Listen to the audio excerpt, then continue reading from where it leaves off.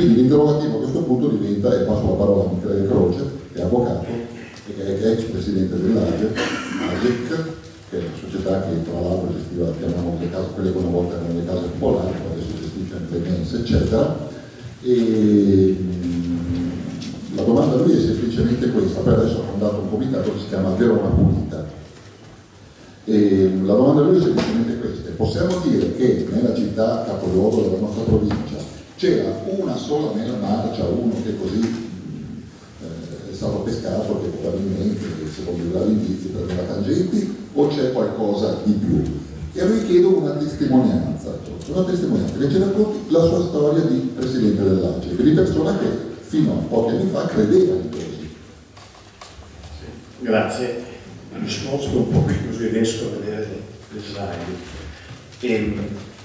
Io vorrei fare una piccola premessa che questo è un evento molto importante, assolutamente non per la mia presenza e forse neanche per quella dell'altro Michele, ma per cui abbiamo due giornalisti che a mio parere rappresentano il vero giornalismo d'inchiesta libero in Italia, e averli alla ZISE insieme una sera secondo me deve essere considerato un onore per il giornalismo e per la cittadinanza. Se poi raffrontati al tipo di giornalismo un po' pavido, al tipo di giornalismo veronese, ecco che allora questi non solo sono bravi ma svettano come coraggiosi, come fortissimi. Qui abbiamo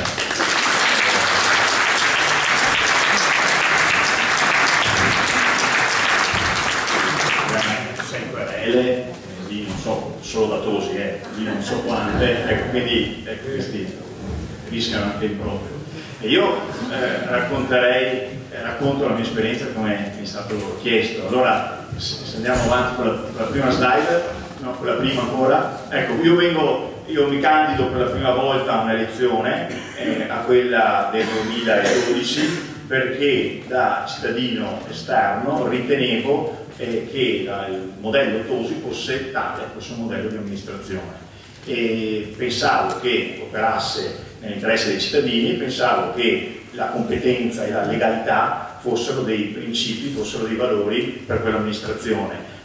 Non sono ingenuo, avevo all'epoca 37 anni, un avvocato professionista e un passato anche in consigli di amministrazione di società quotate in borsa, quindi vuol dire, ero sbagliato forse, ecco, però non ho passato da ragazzo ingenuo alle prime armi, e prendo un po' di voti grazie alle conoscenze che ho nella città, e essendo il più votato degli esordienti in consiglio comunale nella lista Tosi, il sindaco mi dice per favore scegli l'ente che andrai a presiedere, perché ho bisogno di una presidenza di un ente, che tu vada a presiedere un ente.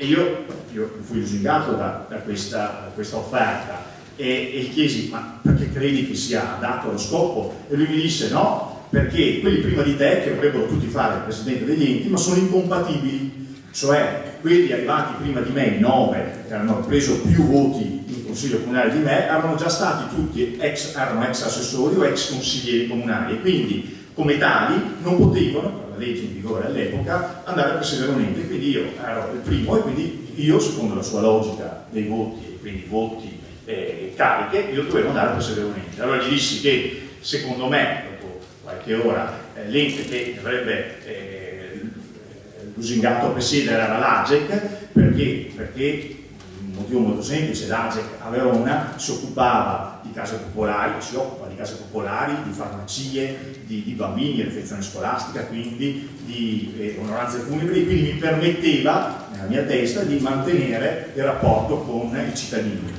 E neanche immaginavo che in realtà l'AGEC è importante a Verona per Palazzo Barbieri, per quel sistema, per gli appalti. Io neanche lo sapevo che c'erano gli appalti in AGEC, ecco, dopo ho scoperto qualche giorno dopo. E quindi vengo nominato presidente di AGEC. Andiamo avanti, e il primo compito del presidente di tutte le società che svolgono attività economica, compresa quella dell'AGEC, è quello di vigilare sulla corretta gestione dell'azienda. Io, quindi, come ho sempre fatto in tutte le aziende che dove facevo l'amministratore, chiedo i documenti, inizio a chiedere i bilanci, ma dopo anche gli appalti, e dopo anche l'organigramma, le assunzioni, sì, rimaniamo fermi qua, e dopo anche, insomma, inizio a chiedere tutte le cose che un presidente doveva verificare. Inizio a verificare la concentrazione delle imprese negli appalti, la rotazione delle imprese negli appalti sotto soglia, per vedere se per caso, non perché tenevo qualcosa, ma per verificare se c'erano delle anomalie.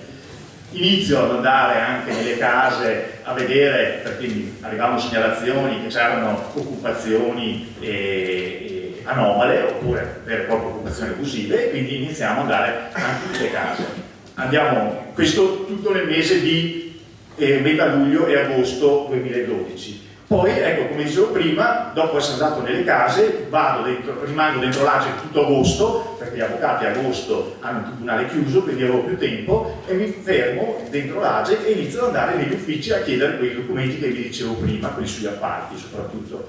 E noto che io li chiedo e non arrivano. Allora io li richiedo e non arrivano. E allora io vado davanti all'ufficio del responsabile degli appalti, mi siedo e gli dico: mi dà per favore questi documenti? E mi viene risposto: sa, ma è difficile, non abbiamo gli strumenti per darglieli. Io gli dico: ma sono statistiche, basta premere un pulsante sul computer. Mi fa: ma non abbiamo questi programmi, si deve cercare lei guardando, e mi indica gli armadi, tutti i fascicoli degli appalti. Ovviamente era una risposta per impedirmi, no, di ottenere questi dati. E allora andiamo avanti.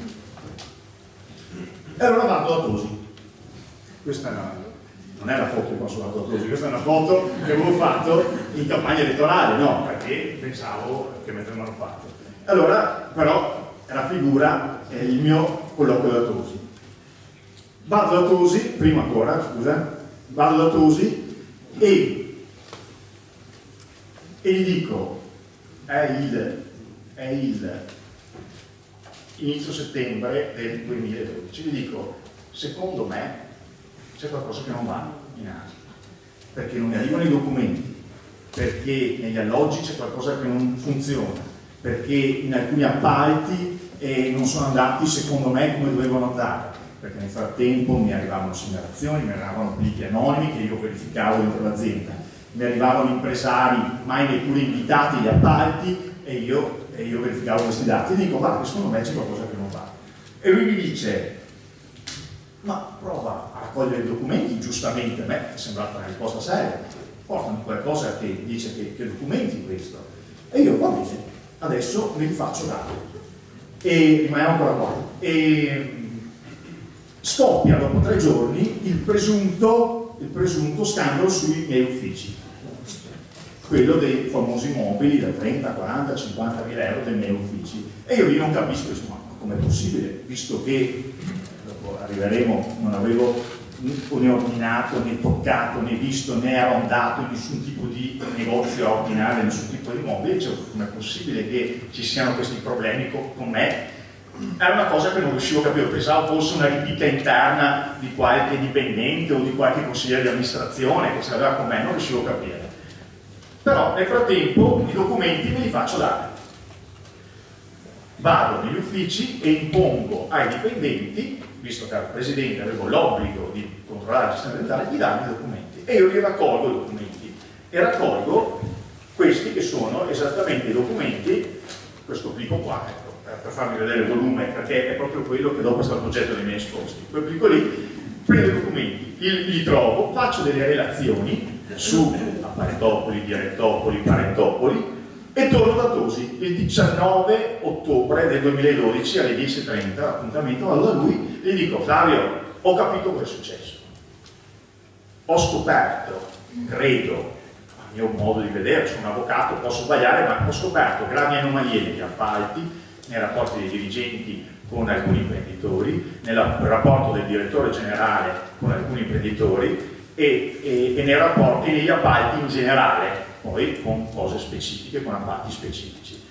E lui si alzò e mi disse: io tu te vale, o ti adegui il sistema, o anzi, sono tutte cazzate, o te deve il sistema o te deve fuori dalle balle. Questa è stata la sua risposta esatta in quel momento.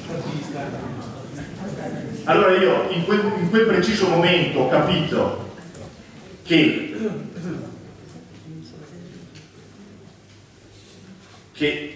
lui tutelava quel sistema e che ho capito che avevo i nemici dentro l'AGE, che il nemico non era dentro l'AGE, no? Era quello che avevo davanti in quel momento. Io mi alzai, presi quel fascicolo lì, scesi le scale del Palazzo Barbieri, salì quelle in via Mazza della Guardia di Finanza e denunciai tutti, perché capii che non c'era la volontà di andare a verificare, o meglio, di ammettere quello che succedeva dentro l'AGEC. Andiamo avanti. Nel frattempo il direttore generale in AGEC cerca in tutti i modi di impedirmi l'accesso ai documenti con un'ordinanza, con un regolamento dove vieta a tutti di dare i documenti al Presidente. Andiamo avanti ancora. Questi sono i miei esposti del 25 ottobre, 26, 27, 28, sono stati fatti 11 mi sembra. Andiamo avanti. E poi però, siccome capisco, no, un po' prima, questa è una volta prima, siccome capisco che non si vuole riconoscere la realtà e anzi la si vuole nascondere, allora i miei esposti li protocollo tutti anche al sindaco di Verona. E questi sono i protocolli con cui ci sono le mie relazioni e dietro c'erano quei documenti alle mie relazioni. Cioè le stesse cose che ho portato alla Guardia di Finanza le protocollo anche al sindaco. Andiamo avanti, lui dichiara, questa è la frase storica, no? Nella relazione di Croce non contengono notizie di reato e nulla di illegale. Non solo fa apparire Farabutto, quello che difendeva immobili, vedremo com'è andata, andiamo avanti, e mi revoca da presidente di AGEC, siamo al 5 o 6 novembre 2012, andiamo avanti, io impugno la revoca, vado al TAR e il TAR mi dà ragione e annulla la revoca e mi reintegra dentro l'AGEC. Il TAR dice semplicemente che il provvedimento viene annullato perché non è stato portato secondo i crismi, è immotivato, è infondato, insomma il TAR demolisce la revoca di Tosi basata sui mobili, sull'opportunità dei mobili. Andiamo avanti, non hanno impugnato neppure questa sentenza e quindi il TAR mi dice torna in AGEC. Io torno in AGEC e cosa fa? E cosa fa Tosi? Ordina le dimissioni dei consiglieri di AGEC che si dimettono e dopo 3 giorni li nomina tutti tranne me. E quindi viene certificata la volontà politica di impedire a me di entrare in AGEC e continuare evidentemente quell'opera che non andava bene. E nonostante la legge, nonostante le sentenze, questo non importa, bisognava superare l'impedimento AGEC. E dopo cosa succede con i miei esposti? Quelli che secondo il sindaco non erano nulla di illegale, nessuna notizia di reato, l'indagine va avanti, quindi la finanza perquisisce l'AGEC, andiamo avanti, poi iniziano a esserci indagati il direttore e 2 dipendenti all'inizio, poi andiamo avanti e dopo vengono arrestati 9 tra il direttore generale e i dirigenti.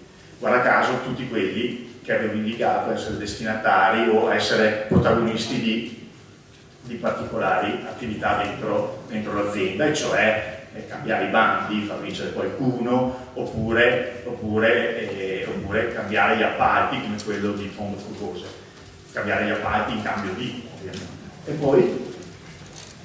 E poi c'è la beffa, no? C'è la beffa, e cioè 5 di questi dipendenti, anche dirigenti, patteggiano pene da 1 anno e mezzo a 1 anno e 10 mesi e vengono reintegrati, cioè tornano al posto di lavoro. Addirittura uno di questi è capo dell'unità anticorruzione. E tornano al lavoro con una scusa.